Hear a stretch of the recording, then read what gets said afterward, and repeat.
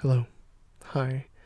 Um, it is currently 11:57 at night, and I have been trying to record this thing for the last hour, um, to no avail. Which is funny because I was doing this last night also, trying to record, and I could just not get it together either. Um, yeah, I'm recording in my car, if you could not tell. I'm trying to find, or I don't even know. I had like a whole intro planned about how this was like the quietest place I could find in my life right now, and I just keep missing the mark, and I am tired of re-recording and setting up again. So we're just gonna wing this specifically, um, because I really do want these videos to be in one take, and I really want them to be as earnest as I possibly can make them. And by the very nature of making a video, there's gonna be some sort of curation about how I have, like, I mean, there's my book light underneath my phone, giving me some sort of ambient lighting, and just trying to find the right angle and hoping that I sound decent enough. And it's funny because the idea that I was, trying to talk about, these multiple times, and with the multiple takes that I have in my camera roll right now, I've been trying to talk about this idea of wanting to prioritize creation over perfection, and that is not something that I inherently am about. I am very much a control freak. I am someone who likes to white knuckle the things that I have agency over, and desperately trying to claw my way into getting more. Um, because the act of letting go and letting things be, anything short of what my idea of perfect is, it's incredibly hard, and it almost feels like painful in some way not to let it be perfect. Um, and I don't know why I allow myself to get that way, or to get myself so worked up on it, you know what I mean? Because I can inherently understand, and at least think about it mentally, knowing that inherently nothing can be perfect. You know what I mean? Perfection is just such an abstract, subjective term, that one person's perfection is very different from another's, perfection. And not only that, but the mere essence of putting something out or of creating something, not everyone is gonna like it. You know what I mean? Like, I could put my whole heart into this thing and think it's the best thing I've ever done, and there are just gonna be people who are not gonna mess with it. You know what I mean? And that's fine. And I can understand that in my mind, and yet everything else is just not willing to fall in line with what I know to be true. Um, and I don't know why I do that so often to myself, because um, it's an unhealthy mindset that is, like, kind of, you know, permeated into everything else in my life. You know what I mean?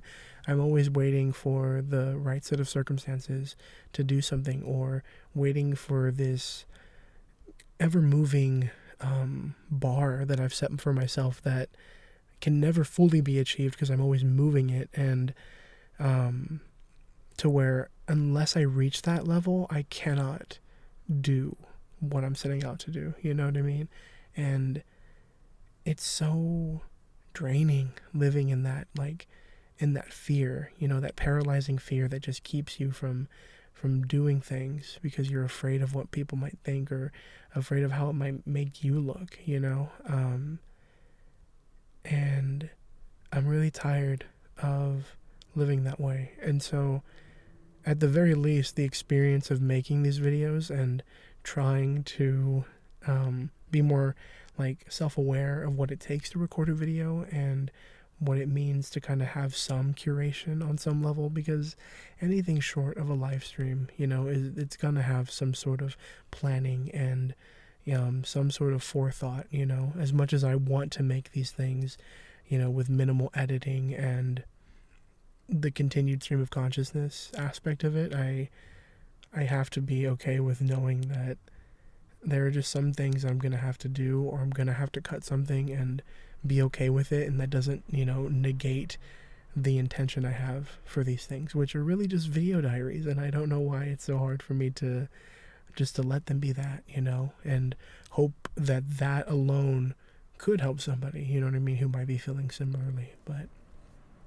anyway, that is a long-winded way of saying that this is a long time coming, me trying to grapple with these ideas, and this feels like it's my sort of way of fighting back against that, and it's still a struggle. This is only my third video that I'm putting out here, but I'm finding that recording in my car is actually really, really nice. At least a lot nicer than I thought it would be. I've got my back window open so that I don't suffocate, but I mean, the soundproofing in it is a lot nicer than my actual apartment, which is kind of crazy. But we're just kind of rolling with it,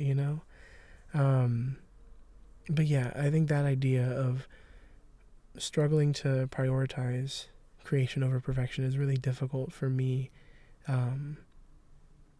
because it kind of feeds into the same issues that I was talking about last week, or not even last week, whenever I posted the last video, of wanting to be a people pleaser. It's the idea of wanting to hold on to that curation of the self, you know what I mean? I have control over what people think of me, or what they see from me, the person that I present to them.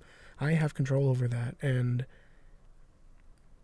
I can't allow myself to get bogged down in that, because it's a fruitless endeavor, you know what I mean? Again, just this fact that people are going to be in life that are not going to like me, no matter what I do. That's just the way things are, and it's so the work of that, you know what I mean, of having to continuously be conscious of those thoughts I might have about wanting to slip back into perfectionism, or allowing myself not to do something for the sake of that.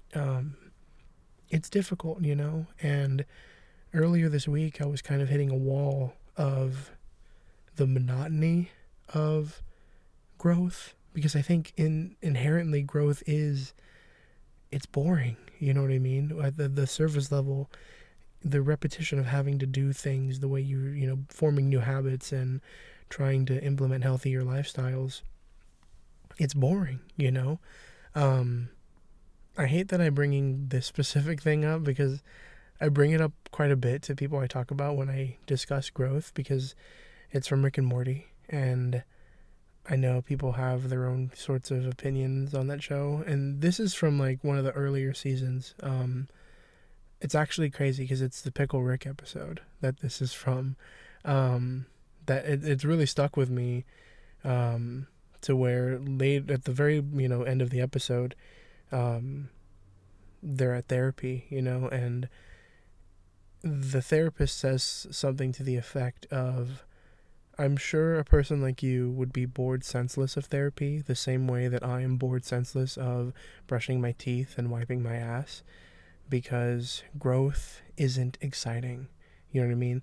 The things that are required to maintain and to build better habits, it's boring by nature, and not acknowledging that it is boring can often lead you to wanting to just reject doing those things in general, because you think that there might be something more that you're just not missing, or that you're not getting, that makes it exciting. But those things just aren't exciting, there's nothing glamorous about it, or glorifying. It's work, you know what I mean? And to do the work means to sit with it and do it every day. And I think for even me, growing up, I loved comic book movies, the original Tobey Maguire Spider-Man movies were some of my favorite ever growing up, and and sort of any sort of like superhero story, or you know, it's just it's stories in general, you know what I mean, in movies where you have your protagonist and greatness is thrust upon them, you know what I mean, they're thrown into the circumstances of great change all at once, and then they're having to grapple with that change, you know what I mean, and there's them being the protagonist, they, you know, they do it for good, and you know that ends up leading them on their journey. And I think growing up with a lot of that, you learn to associate that that's what growth is supposed to look like. It's supposed to be this big moment where the right circumstances happen and suddenly you're having to be better, you know what I mean, and that choice has always been within you, so of course you're going to follow it through. But the reality is not that, you know. It is a lot of having to continuously sit with yourself in those quiet moments, in the moments where you're like, am I even doing anything right, you know what I mean. It's having to sit with yourself in those moments and continuing to do what you've always done, in order to instill those habits. And it isn't only until you get further down the line that you start to see the progress and start to see the fruits of your labor, you know. It's another quote that I see all the time, like on reels, where it's like, the day you plant the seed is not the day you eat the fruit, you know. And these are such simple truths, but I think they often, you know, at least for me and what I personally struggle with, it can be so easily lost, in my own neuroses, you know what I mean. I get so bogged down in, I'm the exception to those things, right? Like, no, it's like I'm struggling in such a different way, you know, a different way that is not easily as fixable as it might be for everyone else. And it just boils down to this, it's like a weird pseudo narcissism, right? To think that I, of all people, am so different, that my struggle is so different from other people's struggles. And it's like, no, actually it's not. The answers are here. You just got to be willing to accept them and let them be, you know. And I think that all just kind of, it's like an Ouroboros. It just feeds on its own tail and just continues on until, you know, before you know it, you are living with a lot of regrets and a lot of what ifs, and that's no place to be, you know. And I don't want to do that anymore. You know, I'm tired of living in such a way that I live in that paralyzed fear and not wanting to just simply create things, you know, and to let things just be the way they are, you know, as imperfect as they might be, because that's what makes it human. That's what makes it beautiful. And I have to stop trying to put that standard on myself, because it isn't a standard I would hold other people to. I mean, I've been told that my whole life about the way I'm so self-critical, that I wouldn't be like that with anyone else, so why would I be like that with myself? And obviously that comes from some deep-rooted insecurities and just the way I perceive myself, and those are, you know, weeds that have really deep roots that I'm having to dig around and work through before I can, you know, get them out. But it's just, yeah, I don't know. It's being comfortable with hitting that wall and it being okay, you know what I mean? Just because I've hit the wall doesn't mean the progress is suddenly over, or that, you know, well, it's back to square one. It's like, no, you've hit the wall. That's a human thing to do. What matters is that you keep going, you know? Like, I want to say it was, it had to be last week. There was this moment where I was going running, and I think I'm on my, like, 9th week now, which honestly feels crazy, because I don't think I've ever consistently been running, like, almost every day for 9 weeks. That's insane to me. But one of the runs I was doing last week was early in the morning, earlier than I normally do. I usually try to go around, like, 11, the latest. But this I went on, like, I want to say, like, 9, which I know to some of you other people may be like, that's not early, but it's early to me on my days off. And I was running, and it's the same path I take. It's, in my neighborhood, so there's a sidewalk that goes all the way down to the end of the block, where at a certain point there's it's a highway, so then I would have to do turn at the light and just run back. So it's the same path. It's basically just one long rectangle that I go. And I have been pushing myself to do at minimum at least a 5K a day. I've been running for such a long time now that I know I can push myself further, and I've been trying to do that steadily. But I was running, and I had only barely made it like a mile in, and it's the same path I run every day, and I've very much never had any issue with it. But that day, I was running past someone who was coming opposite way on the sidewalk, and they were walking their dog. And the moment I passed them, I stumbled, I tripped, and it was such a weird feeling because again, someone who white knuckles their agency as much as they can, I am so conscious about like where I step, or making sure there's no way that I could ever slip.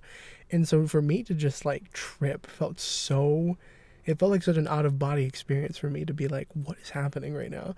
I tripped, and I didn't fall fully. It was like a stumbling, because it wasn't where I like flat fell on the ground. I like stumbled and like leaned over and like put both my hands on the floor. But I wasn't like on the ground fully. You know what I mean? Like I didn't really take a hit on the ground. But it just happened so quickly. And I just immediately get back up, and I'm like dusting myself off, and I'm kind of like, that was so weird that happened. Like, what did I trip on? And it happened. I kept walking for a second. I stopped, like dusted myself off, and I kept running. And it was such a weird moment for me personally, just because again, someone who gets I'm usually so self-conscious about those things, and like it's so embarrassing, inherently to fall in front of somebody. And it didn't matter. You know what I mean? Like it felt like such a I really wasn't really thinking about it until after the fact, where I was like, that is some really insane growth for me, because it didn't even faze me that I had fallen. You know what I mean? It felt like more weird than anything, of like it felt like a new sensation again, falling. But then I just kept thinking about it. I was like, it was so easy for me just to get up and dust myself off and keep running. And that run ended up being like the best time I had, like ever. I don't think I've yet to beat that pace that I got during that specific run, even though I tripped and fell. And I keep thinking about that even now. It just feels like one of those moments, like a very a clarifying moment for, a main character, or just in a story or a movie where they're like, the growth is there, It may be small, and there is still plenty of growth to go, but it's there, and it felt like a nice little just reminder that is happening, you know what I mean? Because I think in an age where we are so caught up in wanting to see results constantly, and there's so many ways that you can kind of, cheat your way to getting results faster, it comparing yourself to situations like that can be so disheartening, to where you're like, well, maybe I should just do the easy way. But seeing that growth and seeing that moment kind of happen, it was kind of nice. I don't think I've ever been more happy that I've tripped in my life, but I'm really grateful that I tripped that day, because it really kind of put things into perspective a little more, and I don't know. It's just one of those moments that really felt nice, and all things considered. So, I think that might be a good place to stop for today. I've been yapping for like nearly 20 minutes, which I hope you give me continuous grace, because I'm still trying to figure this all out, and I know a lot of this is just rambly, and at times, and at least in my mind, I'm hearing this and I'm like, this sounds so nonsensical, what I'm saying, and I don't know if it's any good or if anyone is really gleaning um, anything meaningful from these things. I really hope that it is helpful on some level to somebody. Um, and that's really all I could hope for, is that someone feels, seen in some regard. But yeah, I'm gonna try to be more consistent here. I think really discovering just how nice it is recording in my car is like a game changer, and I think I'm gonna keep recording in here going forward. So that's also really nice to kind of have some consistency there in a set place and at a set time. Maybe not always at midnight, but honestly, that's probably the quietest it'll be in this parking garage. So it might just have to be midnight. But maybe it'll just be a nice nighttime ritual for me before I go to bed. But anyway, that's enough rambling from me. I hope you are doing well. I hope you are taking care of your heart, taking care of your soul. The world is a very confusing and scary place right now.